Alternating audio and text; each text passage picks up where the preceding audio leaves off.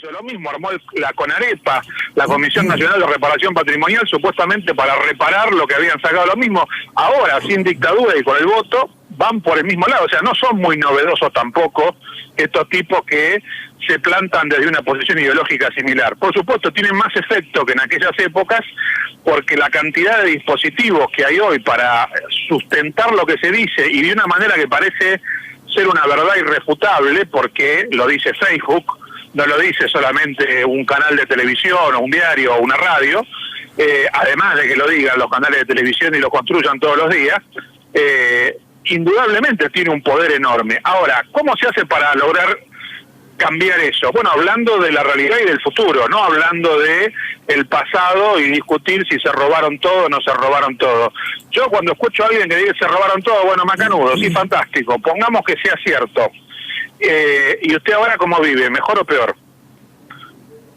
Porque lo que resulta inconcebible también es que gente grande, y cuando digo gente grande digo de más de 40 años, que ha vivido en la Argentina las épocas que todos hemos tenido que vivir, los que tenemos más de 40 años, donde había hambre, había miseria, había situaciones de devastación y todo lo demás, pierda de vista cómo han sido las cosas. Eso sí es parte de un cambio cultural, de justamente el hiperindividualismo, la instantaneidad del momento y demás. Pero formas de construir respecto de eso, bueno, hay que ensayarlas todas. Y eso tiene que ver con plantear las discusiones del presente y las del futuro. No quedarnos en discutir el pasado, porque también hay un error que muchos compañeros han cometido desde el kirchnerismo, que es pensar que con decir nosotros hicimos todo bien y la gente se va a acordar, alcanza. No, no alcanza. En primer lugar porque no hicimos todo bien y seguramente se han hecho muchas cosas mal y se han dejado de hacer muchas cosas. Y en segundo lugar porque, bueno, la memoria es frágil, hay que no activarla, sino que construirla cada vez. Por eso cuando algunos compañeros plantearon hacia la campaña del 2015 que era irreversible lo que se había hecho y que la batalla cultural estaba ganada, muchos dijimos esto no es cierto, nunca está ganada. Siempre es un desafío de construcción, porque la política siempre es eso, siempre es poner en discusión cuáles son los sentidos comunes. Javier, y eso se hace Javier Jorge Caso te saluda. Buenas tardes, compita. Hablando de futuro, y si los hay, ¿qué pensás de Unidad Ciudadana, el crecimiento, Cristina Fernández de Kirchner, conducción, y los PJ en su diversidad de los distintos distritos? ¿Cómo lo planteás y cómo lo ves a este trabajo que hay de a mi humilde juicio, Javier, esto de reinventarse en la política con Unidad Ciudadana para tomar lectura de los errores y proyectarse en el futuro? Me gustaría, ¿cómo ves eso? Nosotros pensamos que Unidad Ciudadana es una herramienta, como son todas las herramientas electorales, y también, aunque no sea solamente electoral, que puede ser modificada y ampliada, y de hecho es un paso más en la construcción de un frente más amplio. Nosotros necesitamos generar un gran movimiento, un gran frente de todos aquellos que están en contra del neoliberalismo, no en contra de Macri y del macrismo, sino en contra del neoliberalismo como concepto. Y esto implica ir más allá de los límites de Unidad Ciudadana, y también implica juntarse a lo mejor con gente que ha tenido posiciones dubitativas y criticables durante este gobierno de Macri. Pero bueno, habrá que ver hasta dónde, con quiénes, cómo, eso habrá que irlo construyendo. Yo no tengo una respuesta única para todo eso, sino que digo, todos aquellos que estén dispuestos a construir un programa de cara hacia el futuro van a estar incluidos, pero no en Unidad Ciudadana a lo mejor, sino que Unidad Ciudadana será una parte de eso, la parte que tiene un compromiso identitario más fuerte en relación con la identidad del kirchnerismo y demás, pero hacen falta otros. Y esos otros hay que buscarlos ¿dónde? Y hay que buscarlo entre la ciudadanía sin partido, que son mayoría. No es un acuerdo entre dirigentes.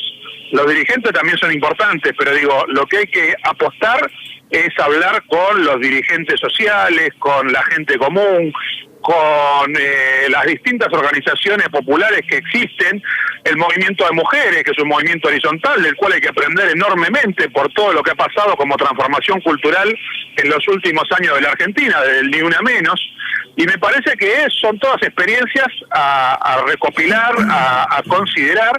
Por supuesto, no estoy diciendo que los dirigentes no y que no tienen ninguna importancia, desde ya que sí la tienen, y bienvenidos sean todos aquellos que quieran trabajar de esta manera, Javier, ¿no? Me parece que esa es la clave. Javier, pero más importante que los dirigentes es la unidad popular. Está bien, pero eso se registra por ahí. Es cierto que se trabaja con la unidad del pueblo, una unidad popular ampliada, pero a decir verdad y a hechos, a la ciencia dice que los dirigentes marcan por ahí el camino. ¿Qué te quiero preguntar con esto? Pichetto, Urtubey, Massa... ¿cómo observas esa situación dentro de este peronismo que se lo observa, o al menos las críticas que están más cerca de Macri que del peronismo histórico o aquel Perón que practicaba y llevaba adelante las políticas distributivas? Mira, la gente más representativa que está con Massa, yo no la veo sentada con Pichetto y con Urtubey pensando en cómo hacer, y con Barrio Nuevo pensando en cómo hacer funcionales a Macri. La veo con otro discurso, lo veo a Felipe Solá, lo veo a Alberto Fernández, lo veo al Vasco de Mendiguren, hablando de otras cosas, en la televisión, en el Parlamento y en los hechos. Entonces, puede ser que Massa esté en esa posición, pero la verdad, lo que pase con Massa no es importante ni relevante. ¿Qué va a pasar con Urtubey? Y si Urtubey quiere ser funcional a eso, me parece que le va a pasar lo mismo que le pasó en la elección pasada, donde prácticamente perdió la provincia. Digo, porque la suma de todos los otros, no es que alguien le haya ganado, pero lo supera ampliamente, algo que al PJ no le había pasado nunca anteriormente en Salta. Javier. Entonces me parece que lo que va a estar pasando es que toda esa gente va a tener que también pensar qué es lo que hace. Javier. De Pichetto, ¿qué decir? Un tipo que nunca ganó una elección en Río Negro y que todo el sistema político en Río Negro lo tiene bien catalogado. Bueno, digo, la verdad que es un tipo que no puede ser dirigente de nada a nivel nacional ni en su provincia. Javier, ahora, Javier, discutir los dirigentes siempre es un camino erróneo. Está bien, pero digo, se discute los dirigentes, se discute la convocatoria y la unidad del pueblo, pero también se discutiría la justicia y cómo se va a comportar con los dirigentes. ¿Qué pensás con respecto a lo que está sucediendo en la Argentina con la justicia federal? Bueno, el tema de la justicia es un gran tema, digamos, hay que ubicarlo también de modo correcto. En primer lugar, la incorrecta decisión de Alfonsín en el regreso a la democracia de no poner en disponibilidad a todos los jueces nombrados por la dictadura y a todos los que habían jurado por los estatutos del proceso de organización nacional.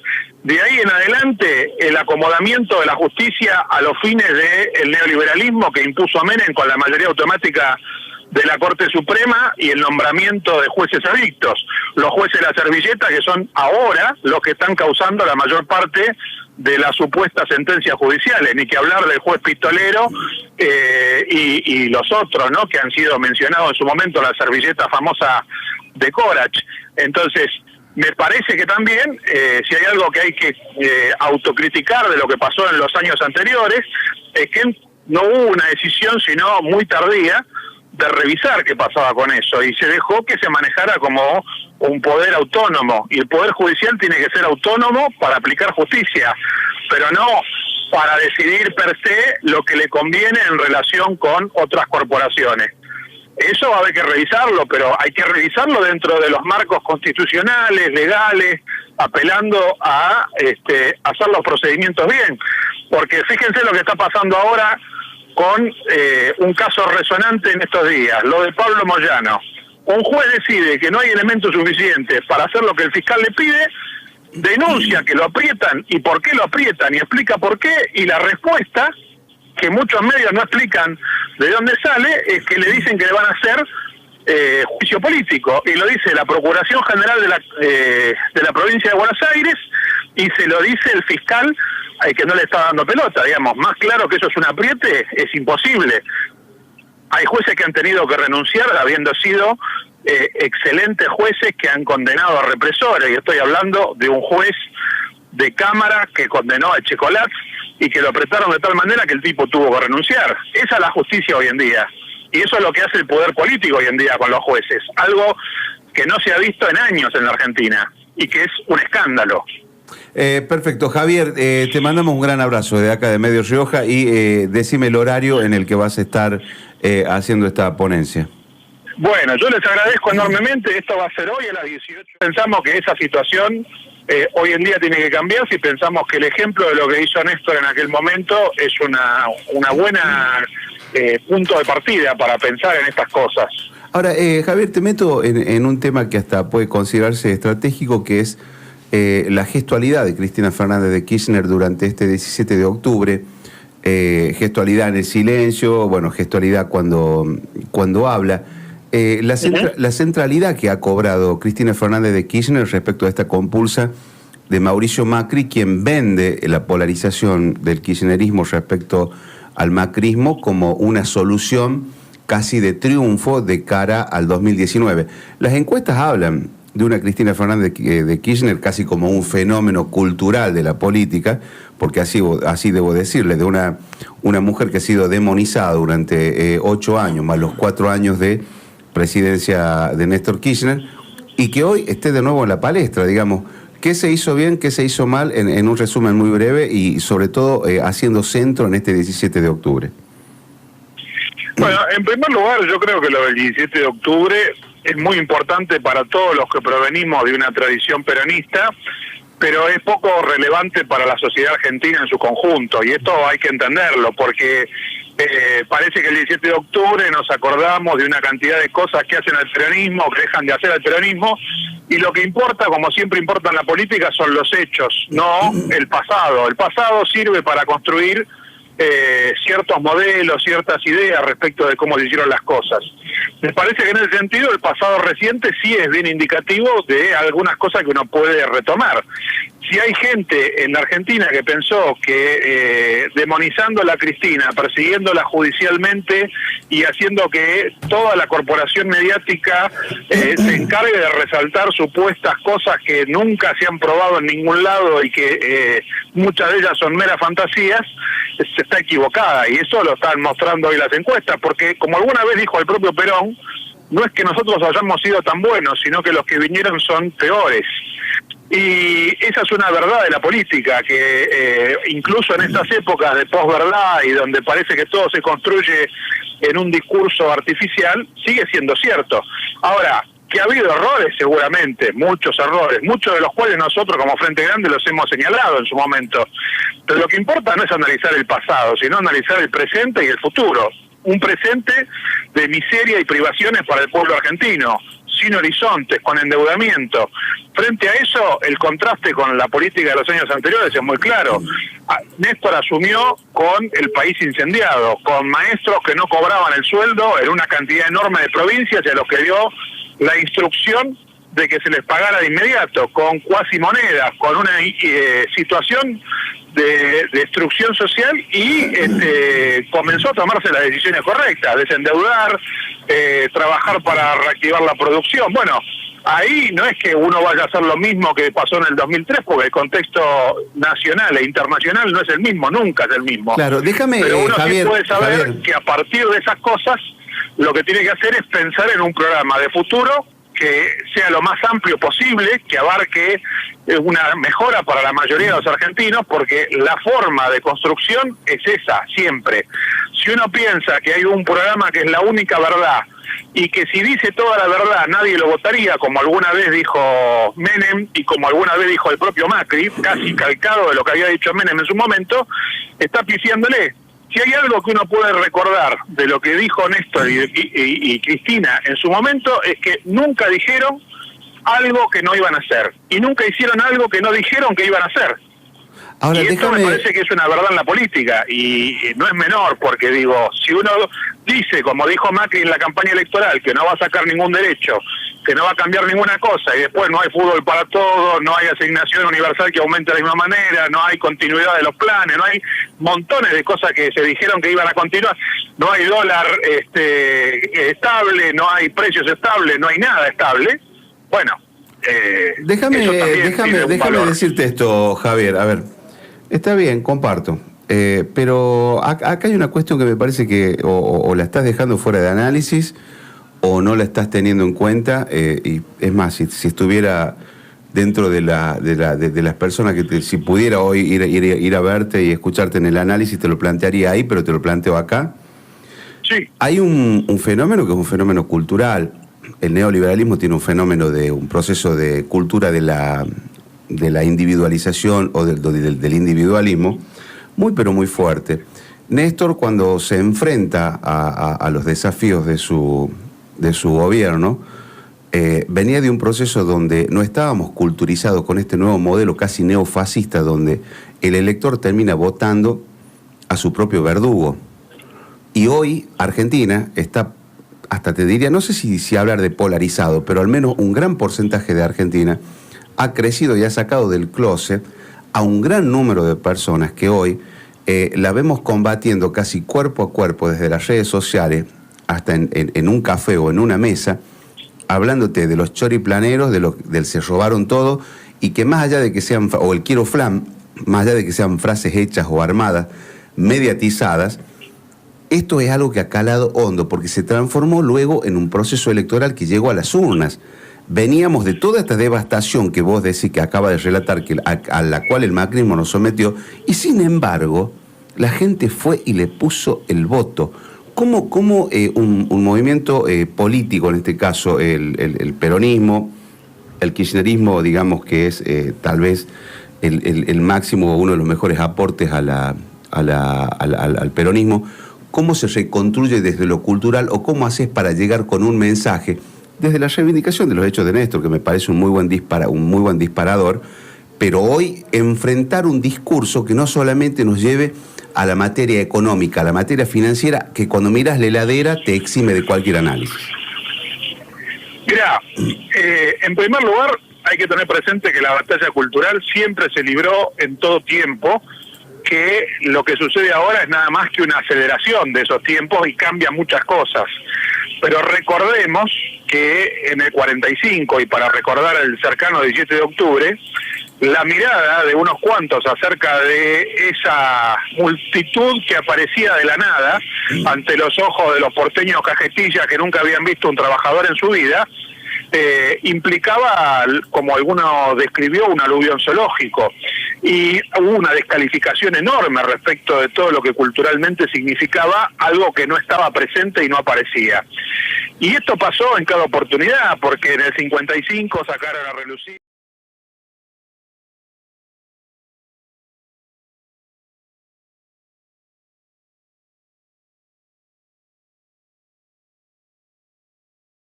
en política, en la vida, es nada es irreversible. Lo único irreversible es la muerte. Y la muerte lo sufrimos, pero los pueblos no mueren, las organizaciones sociales no mueren, la historia de los pueblos no muere. Entonces, nada es irreversible. Todo puede volver a ser otra cosa, que no va a ser lo mismo que antes. Nunca, por definición. Me parece que hay que destacar entonces la vocación transformadora, la capacidad de hacerlo, y al mismo tiempo la amplitud de convocatorias. Y esto es otra condición sine qua non, porque en todo momento histórico, cualesquiera este sea, nos vamos a encontrar con gente a la cual, en el ámbito de la dirigencia, de la militancia, podemos pasarle 8 millones de facturas respecto al pasado. Siempre hay. El tema es que hacen hoy, no que hicieron en el pasado. Y esto significa, en algunos casos, bueno, tienen que remarla más porque tienen que convencernos de que realmente lo que están diciendo que piensan hacer hoy en día lo van a hacer.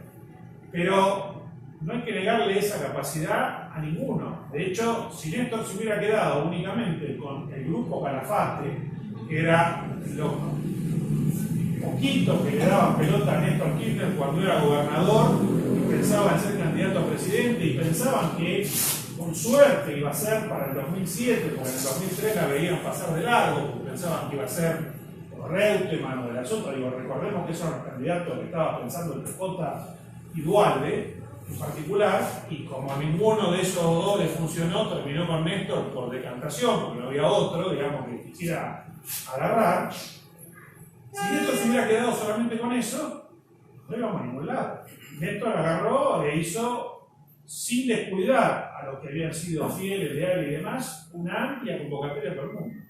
Y la hizo en términos no de simplemente de la boca para afuera, sino que dijo, yo voy a hacer esto, hago lo otro, hago lo de más allá, y lo mostró, y entonces empezó a convocar a gente. En ese convocar a gente, muchísimos compañeros que se habían ido al Frente Grande, que habían estado en el Frepaso, que habíamos pasado por diferentes ocasiones, pasaron a integrar lugares en el gobierno de Néstor, desde ministros hasta embajadores, pasando por funcionarios menores, porque a pesar de que en ese momento justamente algunos, como comentaba uno de los compañeros, votaron a Carrió, otros votaron a no sé quién, otros votaron a Néstor, otros no votaron, todos empezamos a ver que aquella gesta, porque hay que decirlo de esta manera, que iniciamos los que nos plantamos frente a Menem en los 90, y no fuimos solamente nosotros, pero nosotros lo hicimos tempranamente, la CTA lo hizo tempranamente, se atrevió y nos atrevimos a enfrentarnos cuando había muchos compañeros que decían, no, bueno, qué sé yo, mantengamos el gobierno, mantengamos las cosas, hacemos por abajo. La verdad, el kirchnerismo no hubiera sido posible si no hubiera habido en los 90 una resistencia activa a las políticas del neoliberalismo encarnadas por el menemismo. Y hoy en día, esa resistencia al neoliberalismo vuelve a aparecer. Y no está solamente en la política, no está solamente en los partidos, no está solamente en los que creemos que son los dirigentes. Hoy en día la resistencia al neoliberalismo aparece de formas muy diversas que tenemos que valorar. Por ejemplo, una cosa de la que muy pocos hablamos, en general en la política, a pesar de que es evidente, notoria, ha estado en primer plano, lo he dicho varias veces y lo digo más temprano también, porque realmente estoy convencido, es el movimiento de mujeres. El movimiento de mujeres ha generado una revolución que todavía no alcanzamos a dimensionar. Seguimos pensando la política en términos que no son más.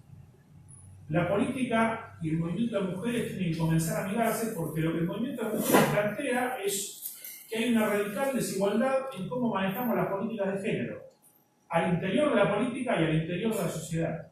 Y esto significa que tenemos que empezar a pensar de una manera más horizontal, más democrática, más dinámica, que no es solamente un tema de igualdad entre hombres y mujeres. No puede haber igualdad de ningún tipo si hay algún tipo de desigualdad. Y esto es un principio básico para todos aquellos que nos hemos manifestado a favor de la igualdad, la justicia social, etc. Entonces, cuando uno es consciente de esto, ¿por qué le apuntaba eso? Porque con el discurso de Néstor fue bueno, Argentina fue buena, nosotros somos mejores, marketing, no sé qué, no llegamos.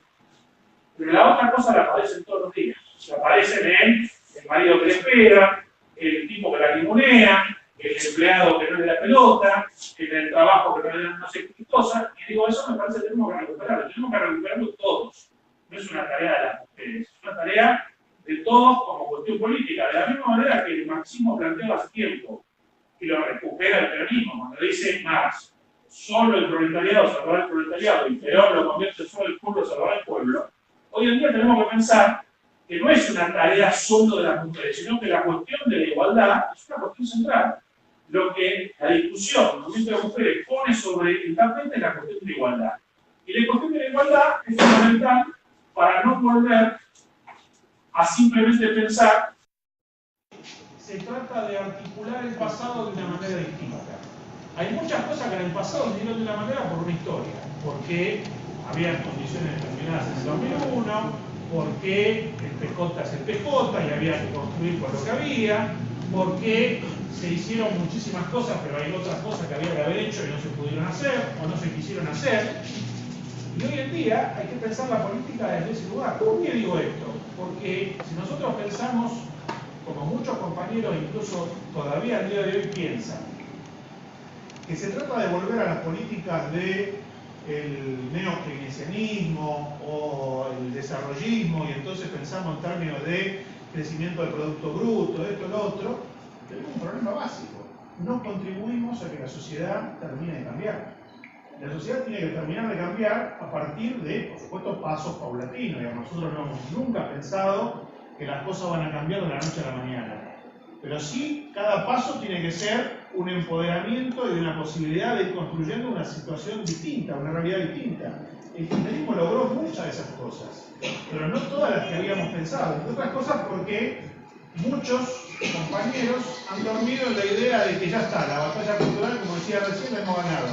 ¿Cómo vamos a ganar en 12 años una batalla cultural que veníamos perdiendo por 70 años? Nunca. Eso no sería posible. Digo, no sería posible en 12 años, y además no alcanza con 6, 7, 8 para ganar la batalla cultural. Porque el enemigo, el establishment, tiene una cantidad de herramientas que no son solamente los programas de los noticieros, el discurso oficial, la escuela, sino que es un conjunto de dispositivos que todo el tiempo nos están machacando para decir que es natural que haya desigualdad, que es natural quienes están destinados a mandar, que vos y todos los demás que no somos destinados a mandar tenemos que obedecer, y todo eso es un dispositivo que viene funcionando. La rebeldía de los pueblos, la rebeldía del peronismo, la rebeldía del kirchnerismo es decir, no, somos todos iguales, todos tenemos derecho a mandar, todos tenemos derecho a decidir, todos podemos decidir qué es lo que queremos hacer. Ahora, construir eso es una cosa complicada, porque cuando eso realmente empieza a suceder, y este es otro problema para los gobiernos populares, ¿cómo lidiar con eso? ¿Le ha pasado algo por Bolivia? ¿No? Digamos, el tipo proviene de un sector que tiene que ver con enfrentarse al Estado, reclamar cosas y en un determinado momento se han enfrentado con él, porque le han dicho, no estamos de acuerdo con esta política. ¿Qué ha hecho Evo? Lo que muy pocos líderes han hecho. Ha reconocido eso, ha dado marcha atrás y ha abierto una instancia de diálogo. Yo no estoy diciendo esto para decir que Evo es mucho mejor que nuestro dirigente, ni mucho menos, como dicen algunos compañeros. Lo que estoy diciendo es que hay que aprender las experiencias en todos los sentidos. Y esta es una de las cosas que hay que aprender. Empoderar implica bancar la discusión. Implica que hay que ganar con argumentos, implica que hay que explicar las cosas, implica que la democracia es mucho más complicada que bajar órdenes verticales. Pero esta es la única manera de que las cosas cambien, porque la única manera en la cual empieza a cambiar la situación de la sociedad es cuando la democracia se va extendiendo. Y cuando hablo de democracia hablo del concepto sustantivo de democracia, hablo de la idea de que tiene que haber participación y gobierno del pueblo en todos los ámbitos, en la economía, en la casa, en los organismos del Estado y en todas las situaciones. Por supuesto, esto no significa asambleísmo ni fascismo, no estoy hablando de eso, estoy hablando de que tiene que haber mecanismos que permitan garantizar mayor participación y democracia en todos los ámbitos. Y esta es una tarea fundamental. Entonces digo, cuando pensamos en tareas por realizar ahora, tenemos que pensar que tenemos que convocar sobre la base de un programa. Y un programa tiene que ver con estas cosas. Tiene que ver con no solamente que nos oponemos al neoliberalismo, es un primer paso, sino que además queremos construir un modelo de sociedad distinto. Ese modelo de sociedad distinto empezamos a vislumbrarlo con el peronismo, empezamos o seguimos vislumbrándolo con el kirchnerismo, soñamos muy brevemente en los 70 con Cámpora, pero la verdad es que no puede ser solamente patrimonio de algunos que tenemos esos recuerdos históricos. Tiene que ser algo mucho más amplio y por lo tanto mucho más diverso y por lo tanto con contradicciones. ¿Por qué? Porque no todo el mundo va a tener la misma valoración de los años del kirchnerismo y tenemos se preocupó por eso. No convocó únicamente a los que habían sido peronistas de izquierda en los 70. No hizo eso. Convocó a gente que había estado en las antípodas de ese pensamiento y que cambió su forma de ver la realidad y de pensar. Convocó a gente que provenía de haber votado al radicalismo y al Alfonsín. Convocó a gente que no había participado en política nunca porque pensaba que los políticos son todos iguales y son toda una mierda. Y esta situación es una situación que hay que volver a construir. Esta situación que hay que volver a construir no depende solamente de la capacidad, en este caso de Cristina como líder, de volver a enamorar a una parte del pueblo argentino. Por supuesto, mucho va a depender de eso porque no tenemos en este momento nadie que le llegue a los pies a Cristina. No hay nadie que pueda superar el liderazgo de Cristina en ese momento. No digo que no lo pueda haber, pero digo, la realidad es que no lo hay. Ahora, si pensamos que Cristina lo tiene que resolver, estamos sonados. Lo tenemos que hacer todos nosotros. Y tenemos que ser en cada lugar, en cada sector, y además actuar como siempre se actuó en los momentos en que los movimientos populares fueron por arriba, en nombre de. Y no hace falta que Cristina me dé la venia o me la deje de dar para eso. Lo que hace falta es actuar en nombre de ciertos principios que son comunes. Esto que Perón decía de la unidad en la concepción para la unidad en la acción es la clave del asunto. La unidad en la concepción te la da esta idea de sociedad y hacia dónde queremos ir. Y te lo da también la posibilidad de construir un programa de gobierno que tiene después una enorme cantidad de cosas para bajar. Porque uno puede decir, hay grandes líneas que la van a discutir algunos. Sí, más menudo, pero yo les pregunto, hablábamos más temprano con algunos compañeros, la formación de la policía en La Rioja, ¿quién la va a discutir? La formación de lo que hace falta para desarrollar la provincia en términos productivos y que haya empleo. ¿Quién lo va a discutir? ¿Va a venir Cristina a decirle a los compañeros de La Rioja lo que hay que hacer? ¿Quién va a venir? ¿Va a venir un técnico del ministerio de no sé dónde a decirle lo que hay que hacer? No.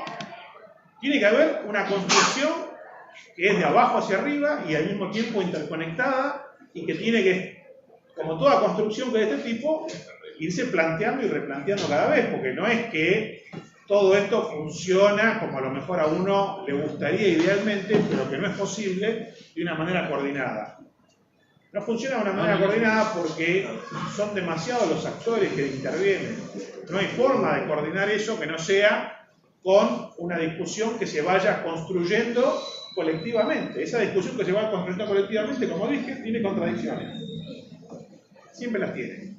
Pero me parece que estas son las cosas de las cuales hay que hablar cuando hablamos de la vigencia de Néstor, porque Néstor justamente si algo hizo fue esto. Algunos le hemos criticado que no se metió con ciertos temas, yo solo voy a seguir criticando. Entiendo por qué no lo hizo. Entiendo porque además en el peronismo hay una concepción muy clara de cuáles son los factores de poder, que te llevan a no enfrentarte con todos los factores de poder a la vez, como hizo Alfonsín, para terminar hocicando ante todos los factores de poder, como hizo Alfonsín. Néstor fue eligiendo, con uno, con el otro, con el otro. El problema es que hay dos factores de poder por los cuales se enfrentó tardíamente y que son los principales responsables de haber contribuido a horadar la posibilidad de algún gobierno popular, además de nuestros propios errores, claramente. Pero digo, me refiero a los medios hegemónicos y me refiero al Poder Judicial. Esto está bien claro, digamos, ¿no? Nosotros, con el Poder Judicial no se mete nadie, no se mete Alfonsín, que no hizo lo que tenía que hacer, que era haber puesto en comisión a todos los jueces que habían jurado por el Estatuto del Proceso de Reorganización Nacional o que habían sido directamente nombrados por la dictadura. No se mete Menem, porque Menem obviamente quería a esos jueces y mete a otros para que sean funcionarios de su proyecto de país. Y el kirchnerismo no tenía ni la fuerza inicial ni después la vocación, porque también hizo negocios, como los hizo con Mañeto en su momento. Pero uno lo entiende eso, lo entiende en función de, bueno, no te podés pelear con todo el mundo al mismo tiempo. Entonces, bueno, elijo con quién, voy viendo. El problema es que dentro de eso vos vas generando contradicción al interior del propio campo donde vos estás. Digo, pensemos que lo puso a Julio Bárbaro, que lo vemos todos los días en TN y en América defendiendo al macrismo, y Néstor lo puso al frente del CONFAR. Y ahí, a partir de ahí, comenzó a ser pagado por Clarín. Alberto Fernández, a quien tuvieron que echar del gobierno y que ahora estaba volviendo, que también era pagado por Clarín. Digo, los poderes fácticos son poderes complicados, pesados, y uno tiene que tomar enseñanza de lo que pasó para ver a dónde tiene que pegar en lo que viene. Porque donde tiene, digo, lo mismo pasó en relación con los empresarios. Esta idea de reconstruir una suerte de capitalismo nacional es una idea que no existe en el mundo de hoy. ¿Por qué no existe? En primer lugar, porque el capitalismo nunca ha sido nacional. Pero si alguna vez existió esa posibilidad, como con Miranda en el primer peronismo, hace años que está enterrada. Entonces, ¿de qué nos sirve a los argentinos, por ejemplo, que haya producción local de cosas que no se producen en la Argentina, sino que solamente se ensamblan a costa de traer productos mucho más caros para el común de la gente? ¿Sirve eso? Sí, puede generar un par de miles de empleos, pero lo que genera es un enorme empobrecimiento para el resto que no accede a determinados bienes. Entonces, uno tiene que repensar estas categorías y tiene que animarse a ser provocativo en relación con esto. Lo digo porque hay muchos compañeros que siguen pensando en un modelo sustitutivo de importaciones. El mundo ya no está para eso. No estoy diciendo que no haya que sustituir ninguna importación. Por supuesto, hay mucho que hacer. Pero hay que hacerlo de manera inteligente. Y la manera inteligente es promocionando aquellas cosas que los argentinos producimos y que tenemos capacidad instalada para hacer, no inventando lo que no podemos hacer. Brasil ya intentó desarrollar la industria electrónica y tuvieron que ir para atrás. ¿Por qué? Porque van años atrás de eso. Ahora nosotros podemos hacerlo en biotecnología, podemos hacerlo en enología, podemos hacer en un montón de cosas que tenemos mucho más nosotros. Lo hablábamos con algún compañero que no tenía la información de que, por ejemplo, la soja transgénica se ha producido en Argentina. Lo que es el éxito de la soja hoy en el mundo no es una idea que trajeron los gringos de Monsanto acá. Monsanto desarrolló esa tecnología en un laboratorio conjunto armado por el CONICET, la Universidad Nacional de Rosario y la Universidad Nacional del Litoral. Es decir, con conocimiento argentino, con científicos argentinos y con patente de Monsanto. Ese es un buen ejemplo de la capacidad que tenemos en Argentina y cómo hacemos mal algunas cosas, porque no tenemos una política de Estado respecto de esas cuestiones. Porque digo, esa soja, la famosa soja RR, el suyullito que dijo Cristina, la soja Maradona, como dicen, porque negra, bajita y rendidora, esa que ha hecho buena parte del crecimiento enorme del rendimiento agrícola en Argentina, es algo que ha sido desarrollado con tecnología y conocimiento argentino. Lo mismo toda la cadena de valor de la soja, que tiene que ver con la maquinaria agrícola, la tecnología de cómo se produce, la radarización, una enorme cantidad de cosas. Ahora, eso no significa que tengamos que volcarnos al modelo sojero, pero sí significa que tenemos que valorar de qué cosas somos capaces y cómo podemos reproducirlas en otros ámbitos. Y estas cosas son importantes porque además tenemos que pensarlas también en términos de producción de empleo, en términos de producción de riqueza para la Argentina, distribución de riqueza para la Argentina, porque digo, tampoco es cuestión solamente de producción de empleo. Hemos discutido con algunos compañeros, por ejemplo, los movimientos piqueteros, con Emilio particularmente, y con la CETEP, con algunos compañeros de la CETEP, que tienen una idea de que esto es una cosa transitoria mientras conseguimos empleos de verdad. Digo, esta idea de que los empleos de verdad provienen de la industria, provienen del empleo formal en blanco, la misma idea que tenía Tomada en su momento como ministro de Trabajo. La verdad, tenemos que pensar que la economía popular y solidaria tiene que ser un tercer sector que ha llegado para quedarse y que tiene que comenzar a representar una forma alternativa de producción que coexista con la economía del mercado, que coexista con el mercado privado, que coexista con el sector estatal.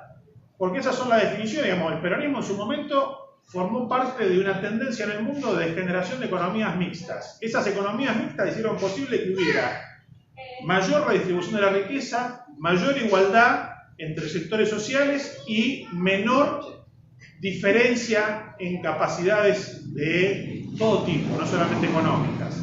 Bueno, hay que recrear esas cosas, hay que pensar esas cosas y hay que pensarlas en términos de lo que sucede hoy en la Argentina.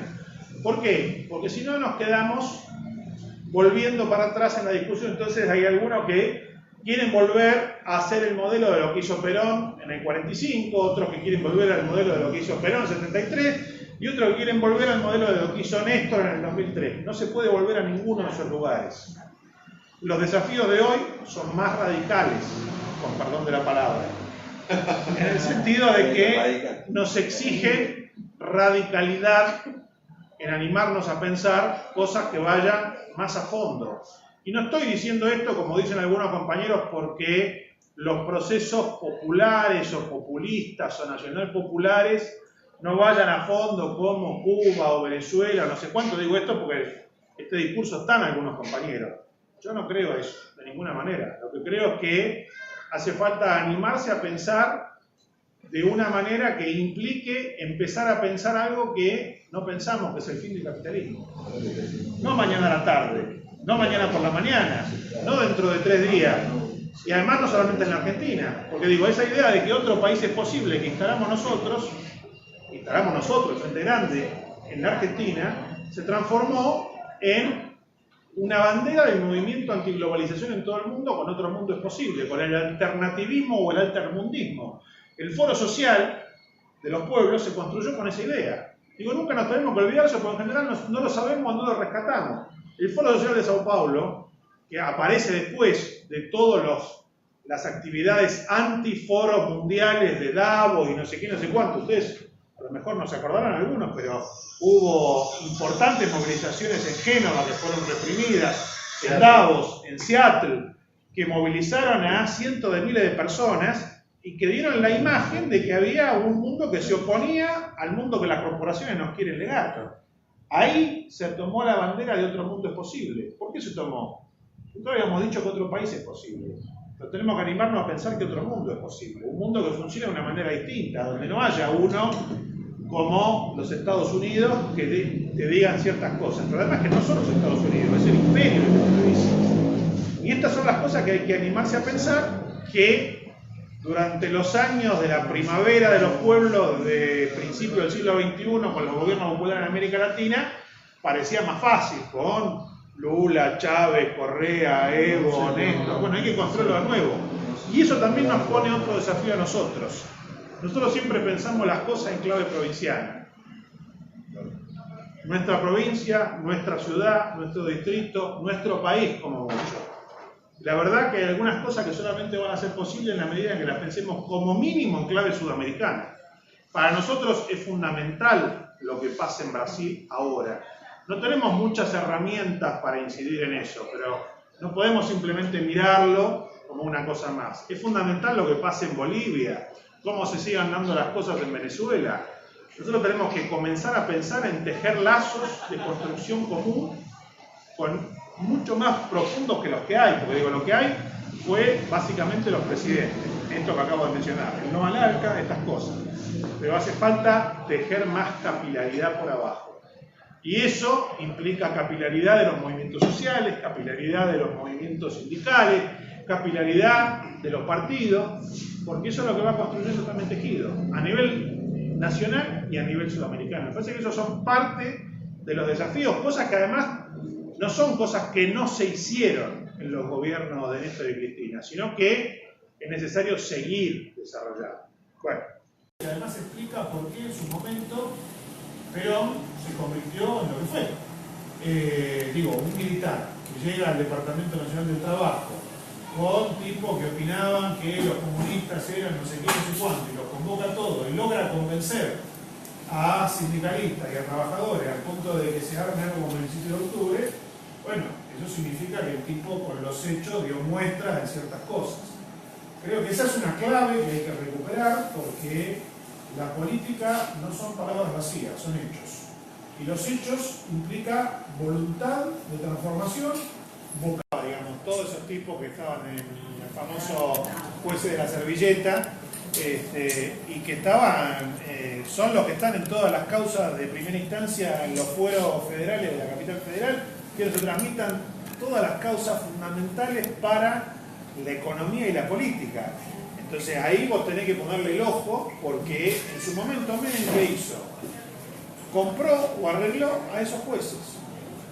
Digo, ayer le recordaba a algunos compañeros, algunos de ustedes a lo mejor la han conocido, Arriba Aramayo, que era jueza, Johanna, jueza de la justicia ordinaria de la ciudad, que la subió a jueza federal y que luego la subió a camarista y le sacó, junto con un par más, un montón de enormes cosas, porque Menem, de la mano de Dromi y Corach, tuvo una política muy activa en ese sentido totalmente distinto a lo que nosotros pensamos que hay que hacer, pero ellos fueron consecuentes. Nosotros teníamos muchos temas de los cuales ocupar. Entonces digo, ahora hay que sacar partido de eso, o no sacar partido, sino leer en clave crítica eso y ver que ahí hay un tema sobre el cual hay que meterse, que no es solamente la Corte. La Corte es muy importante. Como vos planteaste también, no podíamos abrir todos los frentes. No. Y abrir la Corte era un frente grande. Absolutamente. Había que negociar. Sí, pero era el más fácil porque estaba desprestigiado, que incluso más que los sectores políticos, toda la corte de la mayoría automática. La gente en la calle reclamaba más. Es decir, creo que... Creo que hay otro sector también, que es el sector de los empresarios y lo que significa la patria contratista. Que eso viene intacto, digamos, por ejemplo, en el caso Macri viene intacto desde que se conoce, haciendo negocio con el Estado, digamos, o sea, no se avanzó, no se tocó, nosotros digamos, un poquito por ahí de la izquierda lo ha cuestionado, pero tampoco de un proyecto de decir, vamos a hacer esto, era un proyecto tardista de última, pero no un proyecto de cambio, de transformación, de intervención de ese sector, ¿no? Que hoy, digamos, juega terriblemente en función de Sí, en ese caso yo no sé cómo se supera eso, porque está el tema del empresariado argentino, todo lo que con la introducción de Schienazzi en YPF, que generó esa expectativa de la industria nacional. Y se creía, supongo, de que detrás de Schienazzi se iba a montar todo eso para lograr la industria nacional. Yo creo que eso también es uno de las que se quiso trasladar aquella primera idea de Perón a esta, y que ahora ya queda desbasado totalmente, porque esta gente es la que toma la iniciativa y sabemos dónde están. Lo que sí es que hubo cuestionamiento y ya hubo antecedentes, y bueno, no se leyó, vamos a decir, ese hecho puntual de los movimientos históricos. Ahí es donde está la falla, que también tiene que ver con nuestras propias fallas. Hay una consigna de Perón, algo así como la capacitación para la toma del poder, es otro nombre. ¿Quién la sabe? La actualización política doctrinaria para la toma del poder. Para la toma del poder. Yo creo que eso también estuvo ausente en el peronismo desde el 70 en adelante.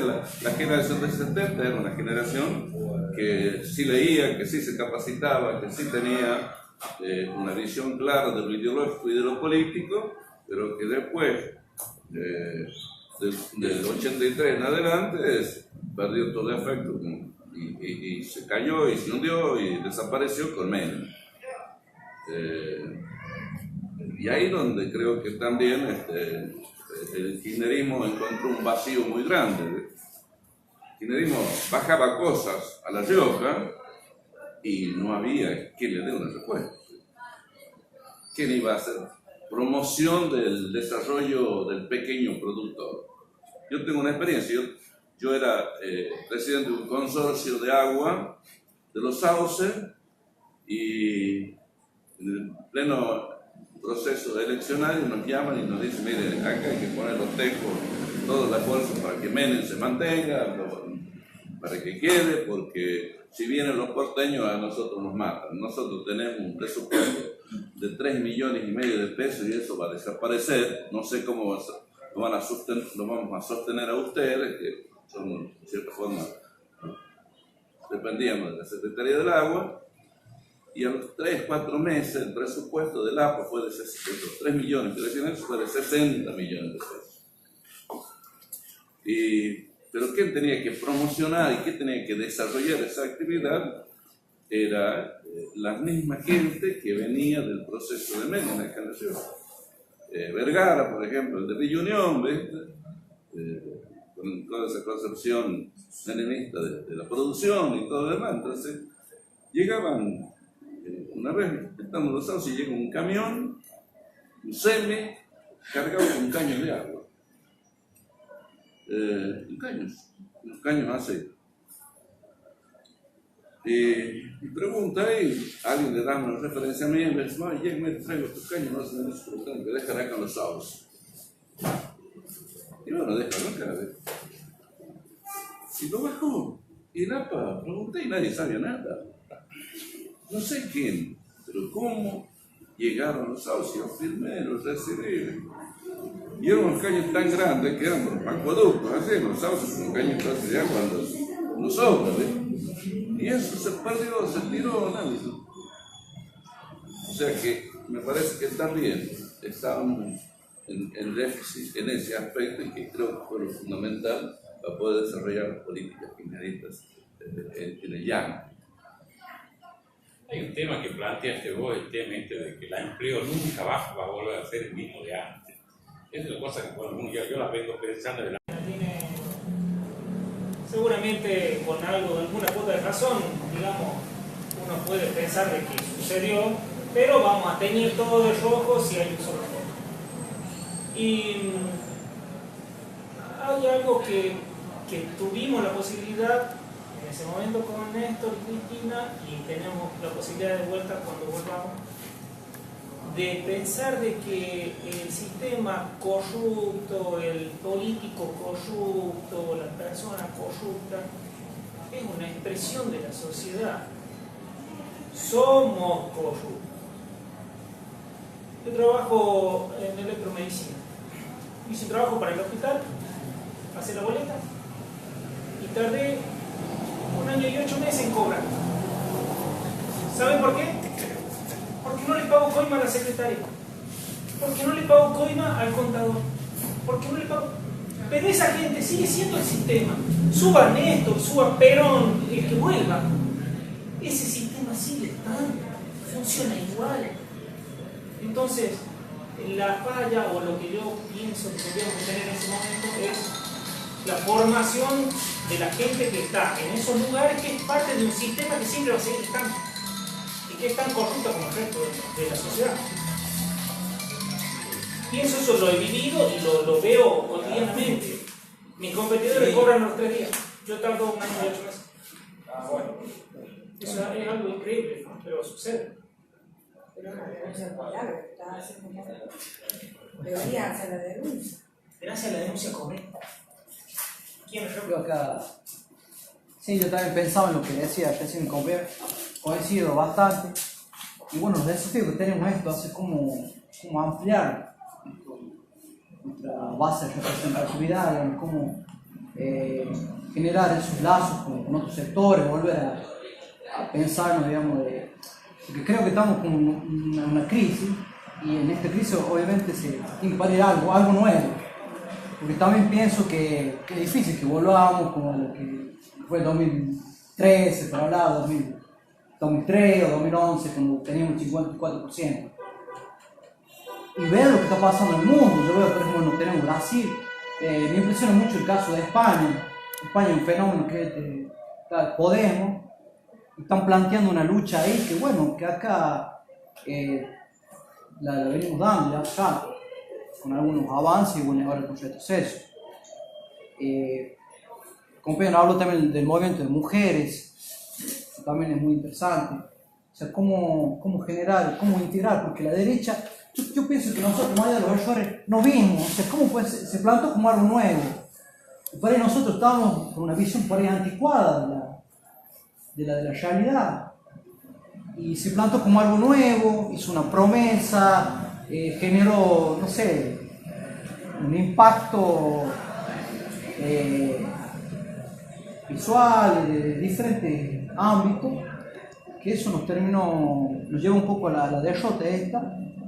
Y bueno, ese es el desafío, cómo nos reconstruimos, cómo pensamos, pero ya con cuáles van a ser las categorías que vamos a utilizar para volver a generar un nuevo gobierno, sabiendo que ya, digamos, hay cuestiones que quedaron en el pasado, pero tenemos que tener eso, digamos, una política para esos desafíos. Por ejemplo, el tema del empleo. La derecha viene y te plantea, no, bueno, te habla de la neurociencia, te habla de una cuestión que nosotros obviamente criticamos, pero bueno, tenemos que tener también una respuesta hacia eso, construir el camino. Tiró el tema de la economía popular, que es muy importante. ¿Cómo generamos eso para que después se traduzca en políticas concretas y no nos queden, como decía Luis, en palabras? O sea, hay varios desafíos que, viendo también alrededor, bueno, Brasil, lo que está pasando, Bolivia, España, yo veía España plantea cuestiones de la ley de los alquileres, los tipos hablan de los medios, pero están mucho más desarrollados que nosotros, en un sentido. Nosotros todavía no hemos desarrollado en ese nivel. Eso nomás. Hay un par de cosas en las cosas que han dicho que me parece importante rescatar. La primera, el tema de la corrupción. Sí. La corrupción no es un problema cultural, no es un problema de los argentinos, es un problema estructural del capitalismo. La corrupción es una manera de obtener rentas extraordinarias de una manera no admitida, pero siempre vigente. El capitalismo nace con el saqueo. El capitalismo nace con la corrupción. Y eso, a pesar del discurso oficial, es lo que está presente en las formas siempre vigentes de obtener lo que Marx llamó acumulación primitiva. rentas extraordinarias que todo el tiempo están apareciendo y que se organizan a través de la corrupción. Uno lo mira y lo mira en la escala micro, pero esa misma escala micro que a vos te hace pasar 1 año y 8 meses para no cobrar una factura, es lo que implica a los Calcaterra, a la patria contratista, pero también a los grandes bancos, también a los grandes grupos financieros. No es solamente un tema de, como dijo el presidente de IDEA ayer en el coloquio de IDEA o anteayer, un tema de los malos empresarios, no es estructural. Y esa estructuralidad hay que entenderla porque significa poner en discusión una forma de concebir el mundo, que da por válido un orden donde los que gobiernan, de verdad, son los que tienen el poder fáctico, el poder de la economía. Y eso es lo que hay que comenzar a discutir. ¿Y eso cómo se comienza a discutir? ¿Hablando? No, vamos a rescatar lo que dijo el compañero. Digamos, durante mucho tiempo, la izquierda en general, arrancando por Marx, pensó que esta idea de construir falansterios, que era como una especie de lugar donde se proponía generar un experimento socialista al estilo de los kibbutz en los 70 en Israel o de otras comunidades, pero estamos hablando del siglo XIX, formaba parte de lo que Marx llamó socialismo utópico. ¿Sí? A partir de la experiencia del zapatismo, a partir de muchas experiencias parecidas y la idea de irse del exilio, del éxodo, es decir, de retirarse del sistema, empezaron a aparecer autores que empezaron a rescatar esas experiencias, no por los autores, porque esto no es un tema de teoría social o política, es un tema de política en el sentido neto del término, de qué es lo que se hace. Uno puede pensar la economía popular y solidaria como una estrategia de supervivencia, y en un sentido esto es válido, pero también la puede pensar como una forma de sustraerse al dominio de otros sobre mí. No sobre mí, sino sobre todos los demás. Porque yo no tengo patrón en una economía popular y solidaria. Los patrones somos todos. Y hay muchas formas de ver que eso funciona, en todo contexto, inclusive en los más complicados. Por supuesto, requiere mucho más esfuerzo que ir, fichar, laburar, hacer 8 horas y que me paguen el salario, porque me la tengo que bancar si las cosas no van mal, tengo que aportar ideas, tengo que hacer cosas y demás. Ahora, el problema es que las empresas modernas capitalistas te piden lo mismo y no te dan parte de las ganancias. Digo, Google te impone todo el tiempo, Google, Yahoo, Microsoft, la empresa que sea, te impone todo el tiempo la necesidad de que vos estés aportando ideas, que seas colaborativo, no sé qué. ¿Y quién te lo paga? También, ¿qué te dan a cambio de eso? Felicitaciones, un ascenso, pero en la lógica del hiperindividualismo, donde yo tengo que ser más creativo que todos ustedes para que a mí me asciendan y no a ustedes. Pero todos nosotros estamos colaborando para que a la empresa le vaya mejor. Y yo no veo ni siquiera una parte de la ganancia. Entonces digo, entender eso implica empezar a discutir eso en cada uno de los lugares, porque cuando se plantean cosas como la que planteamos recién el compañero, que tienen que ver con una idea de planificación todavía centralizada, que tienen estos problemas, la piensa un técnico que dice, uy, sí, hay que hacer tal cosa para el agua, pero no conoce ni a dónde van los caños, entonces después le manda una cosa que no sirve. Ejemplo de eso hay 8 millones en la Argentina a lo largo de la historia y en los años recientes más. ¿Cómo se resuelve eso? Bueno, generando la posibilidad de que haya organización en la comunidad y entonces se pida en concreto, bueno, lo que hace falta es esto para tal cosa, se le pida a un Estado que funcione, que tenga instancias en las cuales esto sea posible y demás. Me parece que son cosas que hay que ver. Y la otra cuestión central en relación con este tema, miren, yo siempre he rescatado muchísimo por formación y trayectoria política algunas ideas muy sencillas y muy simples que están nada más ni nada menos que en las 20 verdades peronistas. Esta idea, por ejemplo, de que el peronismo es esencialmente popular, la segunda verdad peronista. Todo círculo político es antipopular y por lo tanto no peronista, es una idea clave. ¿Por qué? Porque el peronismo nació oponiéndose a la política de los doctores. La política de los doctores es la política del tipo con el ponchito, radical o conservador, que hace su negocio, que está qué sé yo, y lo que pasa con la gente que lo vota le importa su pepino. Esa política de los doctores contra la que el peronismo nació es la que el PJ hoy también, en buena medida, hace que siga existiendo. O sector del PJ, no todo el PJ, porque hay muchos que están en el PJ que piensan el peronismo de esta misma manera que la pensamos nosotros, que no es el peronismo, es el movimiento popular en definitiva. Ahora, el PJ se ha vuelto, en muchos sentidos, el partido del orden. ¿Por qué? Porque garantiza que el orden funcione. con Menem, con Dualde, con Kirchner, con Macri, con quien sea. El peronismo nació para otra cosa, nació para transformar la realidad, no para ser el partido del orden, no para garantizar que no haya olas, que yo siga siendo intendente, gobernador, concejal o pichi del pueblo no sé cuánto, sino para garantizar que haya transformaciones. Esa es la razón por la que todos se suben al peronismo. Mantener eso. Exactamente, pero digo, esta es una tendencia normal de la política, pues también hay que entenderlo en términos estructurales. Digamos, esto yo lo discuto mucho, yo soy profesor de Sociología Laboral en la UBA. Y en una facultad muy politizada, como es la de Sociales en la UBA, y en mi carrera particularmente, recibo un montón de izquierdistas a la violeta que vienen y piensan, bueno, los dirigentes sindicales son todos corruptos, burócratas porque son peronistas. Yo digo, macanudo, aceptemos que esto sea cierto. ¿Qué hacen si nos cuelan una vacuna en algún momento para que se vuelvan corruptos? O porque son peronistas hacen una presentación espontánea de corrupto y se presentan. No, es un tema estructural. Si vos sos un laburante que no ha tenido oportunidad de formarse, que no ha tenido oportunidad de mejorar, y un día descubrí que tenés capacidad porque tenés ascendencia, sos más o menos pillo, le caes bien a los compañeros, a las compañeras, hablas bien, lo vas aprendiendo mejor y te empiezan a reconocer, y un día te transformás en dirigente. ¿Qué significa eso? Significa que haces carrera. ¿Y qué significa hacer carrera? En un mundo en el cual hacer carrera es conseguir mejores cosas para mi vida, significa que yo estoy mejor de una manera que no estaría nunca si hubiera seguido laburando como un laburante más en la fábrica. Y eso hay que entenderlo también, no para justificarlo, sino para entender que el movimiento sindical, tal y como funciona hoy en día, lo que hace es fabricar gente que sigue manteniendo el mismo sistema. Estructuralmente, no es porque sean malos, no es porque sean burócratas, no es porque tengan en su mente no sé qué cosa. Es porque la realidad los hace de esta manera. ¿Cómo se hace eso? Bueno, poniéndolo en tensión. Poniéndolo en tensión, que implica entender que ese es un mundo que además está desapareciendo ante nuestros ojos. ¿Cuántos son los que tienen trabajo estable y sindicato que lo represente y que discuta el convenio?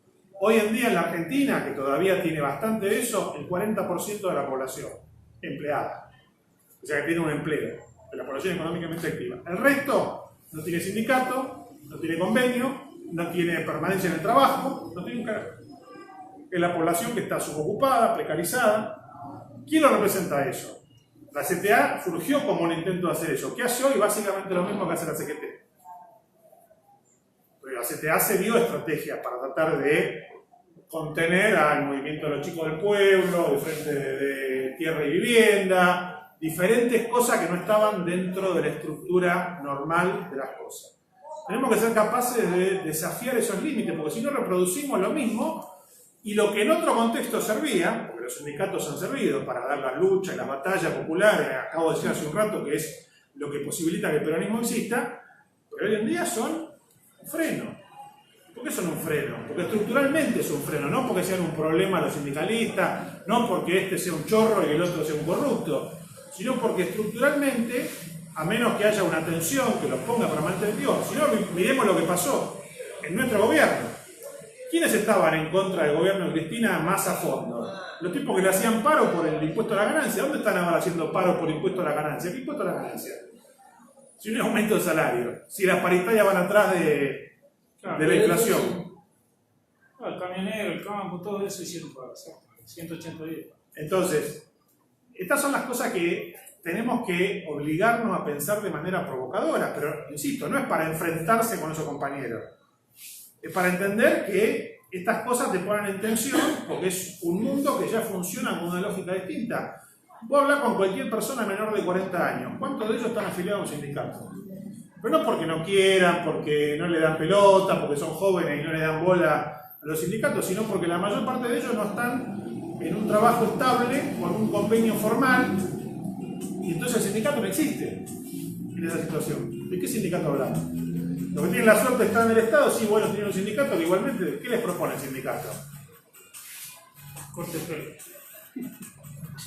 Eso es todo lo que tiene el sindicato. Pero además, hablan de una cosa, lo hablaba con un compañero que es un compañero nuestro, que se integró al frente, que es Pedro Guaseco, que es el secretario general de la FET, que es la Federación de Trabajadores de la Industria de la CTA, fue secretario adjunto de que perdió su sindicato, el sindicato neumático. ¿Por qué? Él mismo lo decía. Porque yo hice todas las cosas que se supone que hace bien un sindicalista.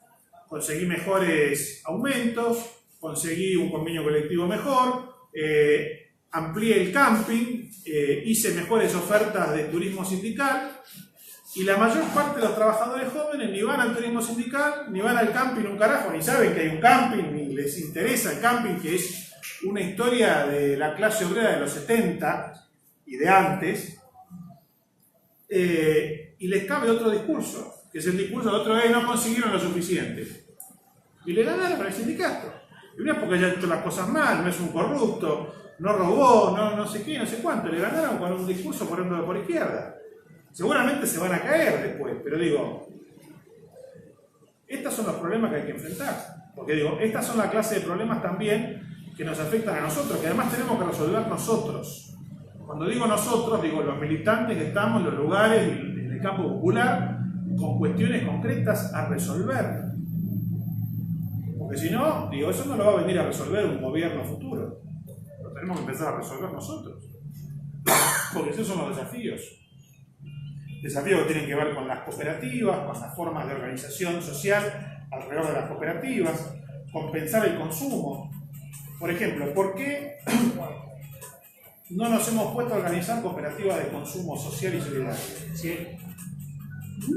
Sistemáticamente estoy diciendo. No es que nadie lo haya hecho. Hay muchos compañeros que lo hacen. Eso te lo hacían caer también. Ya lo sé, pero digo, lo hemos charlado con vos, Pedro, ¿te acordás? Pues hemos intentado, y con vos, Miguel, hemos intentado cosas de ese tipo. Hay que hacerlas. Hace una semana, el sábado pasado, se inauguró la Feria del Productor, de la Economía Popular del Productor, en la Ruta 5. Y es eso. En sí es, digamos, consumo interno, pero consumo interno de lo mismo que producimos nosotros. Al punto que la hierba que yo consumo es de una cooperativa de Colonia Levin de Misiones, y nosotros le bobinamos los motores electrosumergibles para que ellos puedan regar ese trabajo. Pero, por supuesto, no es una cosa sistemática, como decís, sino que de a poco, con economías populares, después de 10 años de remar, pelearnos entre nosotros, es mucho más difícil que una empresa. En una empresa te parás, pega un grito y se hace. En esto tenés que ponerte a consensuar con 50, cada uno tiene su idea. Es complicado. Yo quería decirte la última cosa nada más. No sé si hay alguien de Córdoba aquí, pero Córdoba tiene algo que uno debería imitar en muchos aspectos. Principalmente, el 90% de los servicios públicos de Córdoba están hechos con cooperativas. Y cobran y viven muy bien los compañeros cooperativos. ¿En el interior de Córdoba? Sí, señor. A Pampa Grande, sobre todo. 99%, acá nomás, en Soto ya es. Sí. O sea, la luz, el agua, el video, el internet, o sea, todo servicio público, no creo que sea por ley, pero está hecho así, habría que ver la ley de Córdoba, está gestionado por cooperativas y funciona muy bien. La misma gente que es usuaria es socio. Para ser usuario tenés que ser socio. Está bien, no vas a todas las asambleas, pero para ser usuario tenés que ser socio. No querés ser usuario, no hay problema, ponete DirecTV. Yo te cuento, los de la cooperativa cambian de hábito todos los años. ¿Cambian? Son cooperativas ricas de pueblos pobres, porque ellos compran electricidad al PEC y se la distribuyen al pueblo. Y le sobrecargan lo que se les da la gana. Y como vos decís que nadie va a la reunión, y además las acciones son compradas hace 50 años a pesos de hace 50 años, las acciones que vos tenés no valen carajo. Y entonces los de la cooperativa se sientan, se organizan y así se funciona.